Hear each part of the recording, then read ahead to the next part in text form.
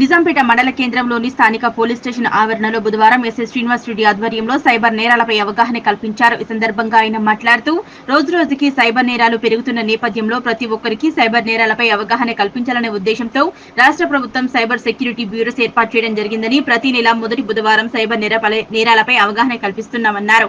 ఈ కార్యక్రమంలో ASI Jaipal Reddy, head constable Venugopal, police సిబ్బంది నరహరి, విజయ్, సోహైల్, చల్మెడ మాజీ ఎంపీటీసీ బాలరెడ్డి, అబ్దుల్ అజీజ్, మౌరం రాజు, రెడ్డిశెట్టి రవీందర్, నరేందర్ నాయక్, నగేష్ తదితరులు పాల్గొన్నారు. రోజు రోజుకి ప్రస్తుత సమాజంలో సైబర్ నేరాలు పెరుగుతున్నాయి కాబట్టి ప్రతి ఒక్కరికి సైబర్ నేరాలపైన అవగాహన కల్పించాలనే ఉద్దేశంతో మనకు రాష్ట్ర ప్రభుత్వము సైబర్ సెక్యూరిటీ బ్యూరోను ఏర్పాటు చేయడం జరిగింది. అందులో భాగంగా ప్రతి నెల మొదటి బుధవారం రోజున సైబర్ జాగృతి దివాస్ అని చెప్పేసి ప్రతి నెల మొదటి బుధవారం రోజున పెట్టుకుంటున్నాం. ఇందులో భాగంగా ఈరోజు నిజాంపేటలో నిర్వహించడం జరిగింది.